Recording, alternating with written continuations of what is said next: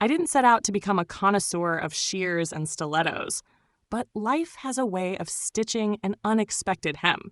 If you'd looked through my closet 10 years ago, you would have found denim stacked like pancakes and a single little black dress that only left the hanger for funerals, and the kind of weddings where the invitation included the word evening.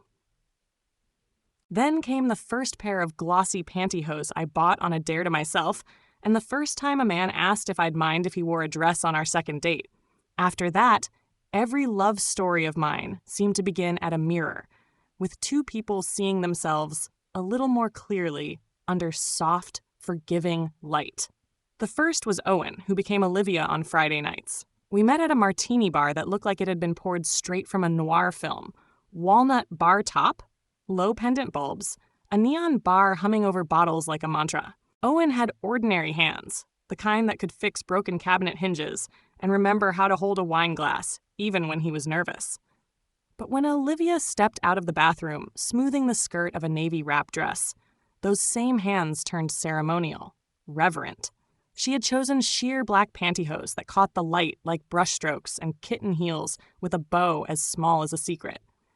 I loved Olivia's meticulousness. She would sit at my vanity and line up her tools, foundation, brow pencil, lipstick, like a violinist tuning strings. The sensuality wasn't in anything scandalous. It lived in the slow way she rolled stockings up her legs, the hush of nylon, the sigh she let out when the heel clicked into its strap. We kissed outside under the halo of a streetlight, and I remember how the city's cold air met the warmth of her perfume, how her lipstick left a polite crescent on my mouth that felt like a note slipped into my pocket. Olivia taught me the holiness of getting ready, the way transformation can be an altar you kneel at together, sharing a mirror. Mara, born Mark, was next, and she arrived like a brass section. Where Olivia was methodical, Mara was reckless glam. A bright blue dress short enough to show the ambition in her calves, a laugh that bounced off the bottles behind the bar and came back with friends. On our second date, she showed up with a paper bag full of drugstore tights because, she said, you never know which pair will run on you. And then we made a kind of runway across my apartment, me in bare feet, her in 4-inch patent pumps that made her taller than trouble. The thing I loved most about Mara was velocity, the way she made glamour athletic. We'd take the subway and she'd stand by the doors with one hand on the rail, legs braced, body absorbing every sway like choreography. She'd lean into me at crosswalks, warm thigh at my thigh, and it felt like we were conspiring with the city to create our own wind. Sensuality with Mara was kinetic, swinging skirts, a heel lifted to fix a strap. The grin she wore when I reached down under a restaurant table to pinch the seam of her stocking and say, "Perfect line." We were two comets who applauded our own motion, and when we fell apart, it was for the same reason. Comets eventually arc in different directions. But she left me with a taste for dresses that move when you do, for the kind of lipstick that laughs as it wears off. Vivian Victor slowed everything back down. He was a software engineer who wrote code like origami and folded himself into femininity with the same quiet precision. Viv favored emerald green and jewel tones, fabrics with a weight that made the word drape feel like a spell. She kept a shoebox of hosiery like a library, control top for long dinners, ultra sheer for dancing, opaque for mornings that began before the sun had the decency to show up. What I loved with Viv was the conversation. We'd sit at a dim cocktail lounge, knees aligned, our glasses leaving circles on the wood like moons, and talk about how clothes changed the story of your body. She said pantyhose felt like a pact. I'll take care of you if you take care of me. And I began to see self-presentation as a collaboration. Her sensual side was intellectual. When she'd smooth lotion over her legs before sliding into nylons, she'd narrate what she liked. The glide, the containment, the subtle whisper that said both you and not you, old skin and newly minted courage. We kissed the way a curtain lifts before a play, slowly aware of the audience inside us waiting to applaud. I still have the emerald wrap dress she forgot at my place, and sometimes I take it out just to feel the weight of the fabric, the considerate heft of someone who understood that glamour can be a form of care. Then there was Lena, Leo, who could have sold weather to a cloud. In every picture I have of her, she's laughing, head tipped back, hair brushing the tops of her shoulders like a curtain the wind can't resist. Lena loved red, berry lipstick, a cherry dress that hugged her like a good roomer. She said her heels made each step feel like punctuation, and with her, nights felt like run-on sentences solved by exclamation points. On our third date, we sneaked into a rooftop lounge where the DJ cared more about bass than melody, and she taught me to dance with my knees together so my skirt could have drama. What I loved most was her generosity with compliments.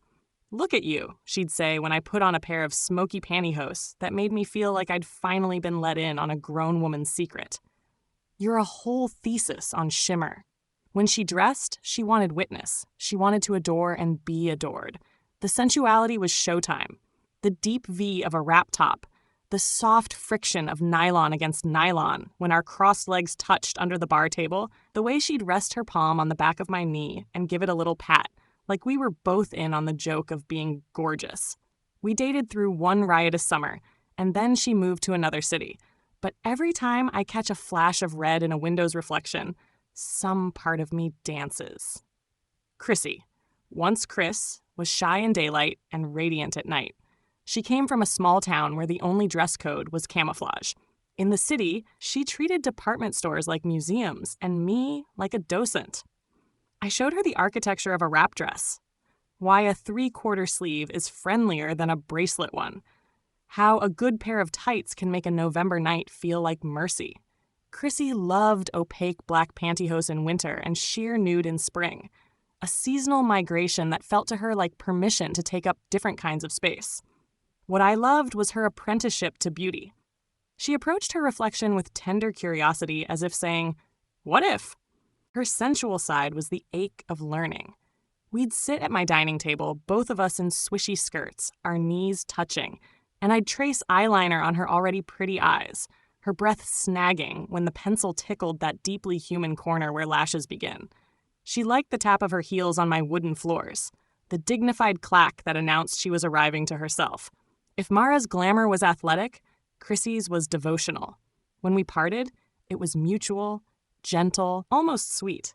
I kept the habit of pausing before a mirror and asking myself, what if?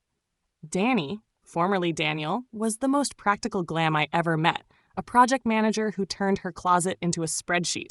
A silk teal fit and flare, black wrap, navy shift. 2 pairs of heels, one for sidewalks and one for cab rides. 3 shades of tights depending on indoor lighting. She didn't apologize for comfort because she'd learned the hard way that a blister can end a night faster than boredom. With Danny, sensuality was ergonomics turned intimate. She'd kneel to adjust my shoe strap with a tenderness that felt like a vow. She'd pack backup pantyhose in her clutch for me because runs happen to the best of us, and when she ran her palm down my thigh to check for snags, she did it with a deliberateness that made my breath go quiet. We were the couple who arrived places early because we liked the hush before a room filled, the way the first ring on the bar appeared undisturbed in its condensation, an invitation we took personally. What I loved about Danny was her mercy for human limits. She taught me to keep flats in my tote for the walk home, to schedule romance like a standing meeting so neither of us starved for it. We ended because one of us wanted kids and the other didn't. A truth that reads simple but lives complicated. Still, whenever my purse holds an extra pair of shears, I hear Danny's voice. Preparedness is sexy. 6 loves, 6 shades of glamour, and then, because life likes rhythm, came the 7th. I met Noah at a fundraiser for a community center, the kind of event where the silent auction included both a signed cookbook and an hour of a lawyer's time. He wore a gray suit that said he took life seriously enough to be playful, and I noticed his hands before I noticed anything else. Square palms, long fingers, a small scar near his thumb like a comma in an otherwise complete sentence. We talked about the center's after-school programs, and then, as small talk does when it's fed and watered, wandered to what people do when nobody's grading them. He told me he liked music that sounded like weather and baking bread on Sundays. I told him I collected old cocktail menus because they were like tiny time machines. The first time he came to my place, he lingered at my vanity the way you pause at the edge of a pool, testing the water with your foot. "I don't know if it's for me," he said softly, almost to the glass. I mean, I've tried a few times. I liked it. A lot. But I've never. He trailed off, and I said, I know a good first time when I see one. We began gently. On a rainy Wednesday that made the city feel like a watercolor, I laid out a teal slip dress with spaghetti straps, a pair of sheer nude pantyhose with a little shine, and black heels that were sensible only up to the point where fashion becomes a dare. Noah watched me like I was assembling a telescope. When he smoothed the nylons up his legs, the look on his face wasn't bashful or brazen. It was homecoming. He stood, and the dress fell into place with a soft O of fabric. Do you have a name? I asked, because names can be more than syllables. He considered, then smiled. Josie. I think she's Josie. Josie wasn't a whirlwind or a thesis or a comet. She felt like a room with good light. She favored jewel tones like Viv, but wore them with Danny's practicality. She wasn't shy about loving the sound her heels made, but she never forgot to bring flats. She kept her lipstick in my bag because I had bigger pockets. We discovered she enjoyed pantyhose not only for the way they made her legs gleam, but for how they stitched her to herself. She called them her quiet confidence. Her sensuality was grounded, a kind that made me feel safe enough to be daring. She'd guide my hand to the nape of her neck, where a necklace clasp made a tiny star of warmth. And when we kissed, I felt like we were clinking glasses. To us, to a rival, to the durable glamour of two people paying attention. With Josie, dates became rituals I didn't want to break. We had a favorite bar with a crescent-shaped counter and a bartender who shook martinis like metronomes. We'd sit on stools where our knees could touch, my green wrap dress crossing over her navy one, the both of us in sheer hosiery that caught the bar's amber light. There was pleasure in the geometry of it, the way our legs lined up, the toast rack of heels beneath us, the neatness of a couple who had learned the choreography of each other's bodies without learning to choreograph each other's minds. She would occasionally rest her palm above my knee, just that simple touch, and everything else in the room dimmed its radio. The bartender learned our names and eventually learned Josie's as well as Noah's, and the way he asked, "Who are you tonight?" was tender, not nosy. We were ourselves either way. The variance made more of us possible. One night after a late dinner across town, a white tablecloth, 2 glasses of red, my lips tinted the color of memory, Josie walked me home in heels that clicked a little bravely. It was early spring, the air tender as a ripe pear, and the city was lit like a stage between acts. At my building's stoop, she reached for my hand. "Rachael," she said, and even though she spoke my name every day, it felt weighted, like jewelry. I think I'm done waiting for my life to begin. She swiveled so we were hip to hip, her dress whispering against mine, and the ring appeared the way some things do, inevitable and still astonishing. The stone wasn't ostentatious. It was a circle of light, a punctuation mark. "Marry me," she said, and then, a little breathless, "Please?" I kissed her first. I am proud of this. Kissed her as Noah and as Josie, one hand on the back of her neck, and her feeling the small electricity where hair gives way to skin. "Yes," I said into her mouth. "Yes, sweetheart, yes." The wedding was small because we wanted every face to mean something. We asked the bartender from our favorite spot to create a martini for the night, gin for me, a twist for her, a drop of something floral like sly applause, and printed a cocktail menu that we knew I'd keep in a box of treasures. We wrote vows that were practical promises dressed in poetry. I will keep spare pantyhose for you. I will massage your feet after long nights in heels. I will call you Josie when you need me to, and Noah when you need me more. I will notice. Her mother cried when Josie walked down the aisle in a deep teal wrap dress, and I met her halfway in forest green. We didn't promise forever because forever is a boast. We promised every day we had, which felt both truer and more romantic. People ask me sometimes, tediously, curiously, tenderly, what it's like to have dated 6 crossdressers and married the 7th. They want a taxonomy, as if I collected them like stamps. But each love was a different country, a map drawn with nylons and lipstick and shared mirrors. Olivia taught me ritual, Mara, momentum, Vivian, conversation, Lena, exhibition, Chrissy, apprenticeship, Danny, mercy. And Josie, Noah, taught me domestic glamour, the art of making a life where sensuality is not a special occasion but the texture of every day. This is how that texture looks now. Sunday morning light a different temperature than Saturday's. A pot of coffee sending up its steam like a lighthouse.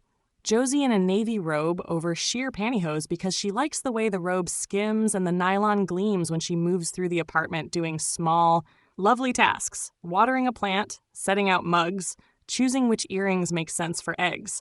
I stand at the counter in a t-shirt and the kind of satin shorts that make even doing the dishes feel like choreography. And she comes up behind me to tug at the waistband, a playful little hymn to the body we're building a life around. We don't talk about labels unless labels want to talk to us. He is my husband. She is my wife. The names aren't confused. They're abundant. Sometimes we dress just to walk to dinner in the neighborhood, as if it's the opening night of the play of us. I wear the green dress that never fails me. She wears teal because teal returns the favor. We slide into our chairs and the server places cocktails like winks. We talk about the mundane, the email that won't send, the leak under the bathroom sink, until the conversation opens a side door and the tender things slip in. How the light fell on her shoulders when she put on her pantyhose that morning. How the second she fastened her shoes, she felt taller in the kind of way that allows you to see farther. Our sensuality has a middle-aged grace to it now, though we're not middle-aged yet. Less about spectacle, more about proximity. When I rest my hand on her thigh under the table, it isn't a question, it's an answer. Once, early in our marriage, a run appeared in my tights during a work event, a slow ladder marching up my calf like a petty insurgency. I texted her from the bathroom, SOS. She replied with a photo of her clutch. Inside, a brand new pair of shears curled like a promise. She slipped into the venue and did a covert handoff that would have made a spy proud. I replaced them in a stall, laughing at our competence, and when I emerged, she kissed my cheek and whispered, "I will always be your spare." Sensuality hides in these domestic capers, in the choreography of rescue. Another night, we stood at the bar that started everything and watched a younger couple negotiate their first public outing as two glamorous girls. One of them fidgeted with the hem of her dress in that way that says, "I'm both proud and scared." Josie leaned in so our arms brushed and said, "I hope she has someone who will put flats in her tote." "I hope she has someone," I said and squeezed Josie's hand. We toasted to them, to beginnings, to the eternal courage of anyone who steps into their own shine. Do I miss the others?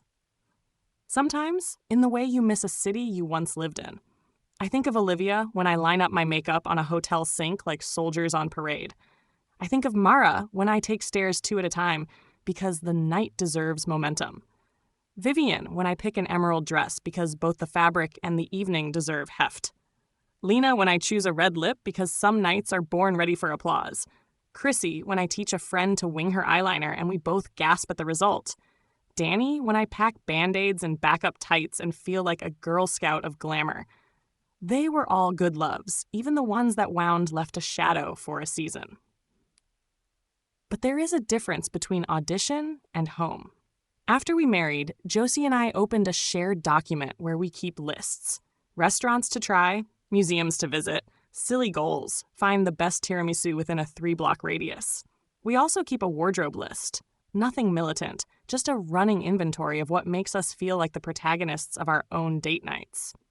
"We're building a vocabulary," Josie said, one night as we filtered through our shoe shelf. Heels proud like soldiers, flats slouching like poets. "It's how we say love without talking," I added.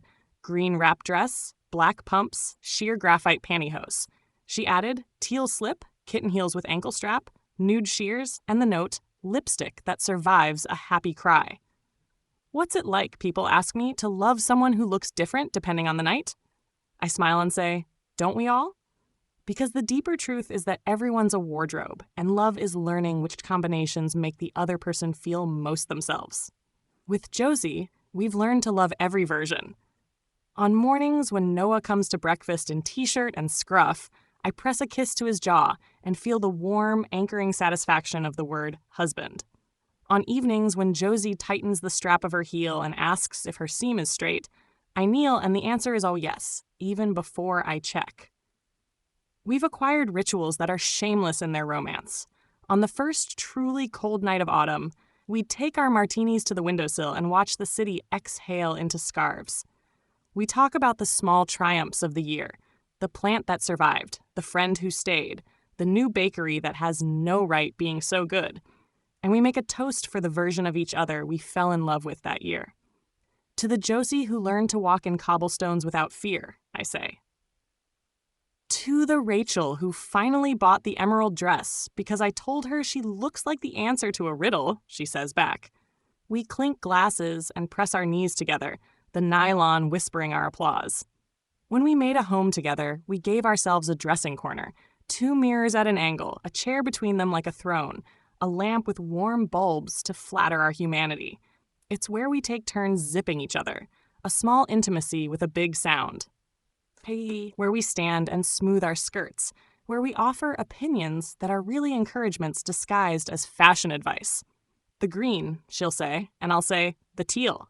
And somehow we're both right. If there is a chapel in our apartment, that corner is it.